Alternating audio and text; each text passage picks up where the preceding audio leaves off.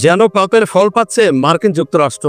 অত্যাধুনিক প্রযুক্তি ও জনবল থাকা সত্ত্বেও গত 6 দিন ধরে নেভানো সম্ভব হয়নি লস অ্যাঞ্জেলের এই অগ্নিকাণ্ড। তাহলে কি সত্যি হতে যাচ্ছে অগ্নিকাণ্ড নিয়ে করা কোরআনের বাণী?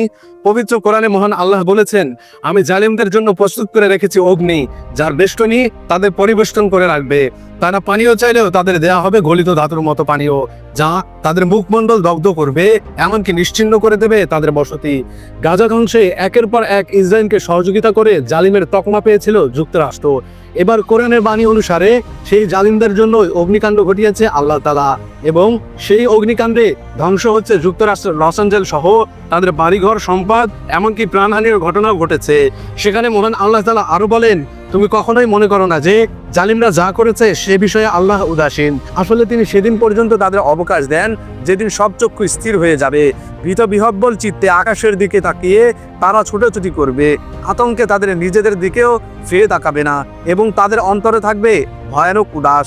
বর্তমান যুক্তরাষ্ট্রের দিকে তাকালে কোরআনের প্রতিটি বাণীর চিত্রায়ন বাস্তবায়িত হতে দেখা যায়। লস অ্যাঞ্জেলের অগ্নিকাণ্ডের আতঙ্কে বাড়িঘর ছেড়ে অন্যত্র যেতে দেখা যায় সেই অঞ্চলের বাসিন্দাদেরকে। সব হারিয়ে কাউকে করতে দেখা গেছে আর্তনাদ, কারো বা দেখা গিয়েছে উদাসীন দৃষ্টি। এভাবে কোরআনের অনেক আয়াত রয়েছে যাতে জালিমের কঠিন শাস্তির কথা আলোচনা করা হয়েছে। আল্লাহ জালিমদেরকে ছাড় দেন কিন্তু ছেড়ে দেন না।